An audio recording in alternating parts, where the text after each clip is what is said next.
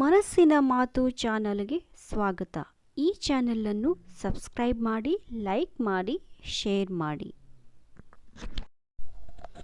ಈ kidney stone ಕಲ್ಲಿರುವವರು ಯಾವ ಆಹಾರವನ್ನು ತಿನ್ನಬಾರ್ದು ಎಂಬುದನ್ನು ನೋಡೋಣ.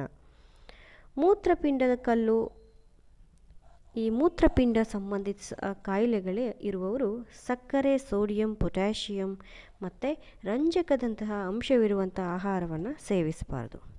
ಕಿವಿ ಹಣ್ಣು ತಿನ್ನಬಾರ್ದು. ಸ್ಟೋನ್ ಇರುವವರು ಕಿವಿ ಹಣ್ಣನ್ನು ತಿನ್ನಲೇಬಾರ್ದು, ಏಕೆಂದರೆ ಹೆಚ್ಚು ಆಕ್ಸಲೇಟ್ ಅನ್ನುವಂಥ ಹೊಂದಿದೆ, ಅಧಿಕ ಪೊಟ್ಯಾಷಿಯಂ ಕೂಡ ಹೊಂದಿದೆ.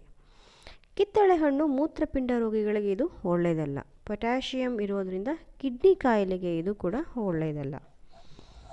ನಂತರ ಈ ಬಾಳೆಹಣ್ಣನ್ನು ಮಿತವಾಗಿ ಸೇವಿಸಬೇಕು. ಸ್ಟ್ರಾಬೆರಿ, ಬ್ಲೂಬೆರಿ, ದಾಳಿಂಬೆ, ಸೀಬೆಹಣ್ಣನ್ನು ಹೆಚ್ಚು ತಿನ್ನಬಾರದು.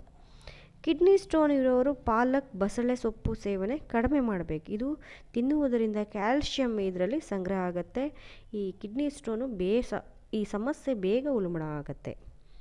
ಟೊಮೆಟೊ ಹಣ್ಣನ್ನು ತಿನ್ನಬಾರ್ದು. ಒಂದು ವೇಳೆ ತಿನ್ನಬೇಕು ಅಂತ ಇಚ್ಛಿಸಿದರೆ ಈ ಟೊಮೆಟೊ ಹಣ್ಣಿನಲ್ಲಿರುವಂಥ ಬೀಜವನ್ನು ತೆಗೆದು ಅಡುಗೆಗೆ ಬಳಸಬೇಕು.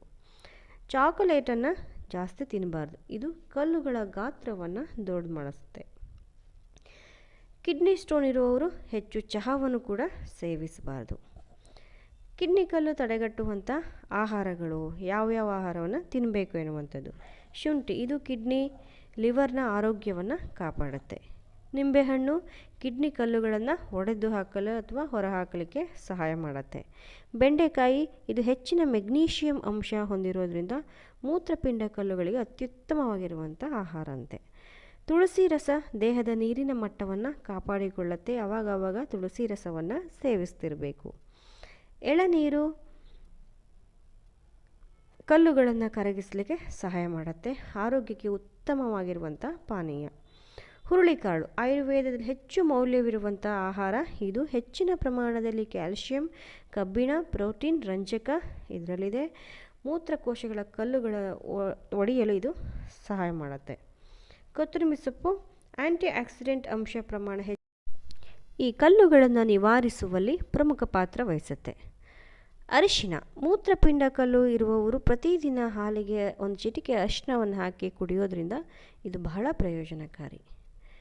ಜೊತೆಗೆ ಆವಾಗವಾಗ ಬಾಳೆದಿಂಡಿನ ರಸವನ್ನು ಸೇವಿಸ್ತಿರಬೇಕು. ಜೊತೆಗೆ ಮಗೆಕಾಯಿ ಅಂದರೆ ಸೌತೆಕಾಯಿ ಬೀಜವನ್ನು ರುಬ್ಬಿ ಕುಡಿಬೇಕು. ಇದು ಅತ್ಯುತ್ತಮವಾಗಿರುವಂಥ ಔಷಧಿ. ಜೊತೆಗೆ ಹೆಚ್ಚು ನೀರನ್ನು ಕುಡಿಬೇಕು. ಜೊತೆಗೆ ಮೂತ್ರವನ್ನು ಕಟ್ಟಿಕೊಳ್ಬಾರ್ದು.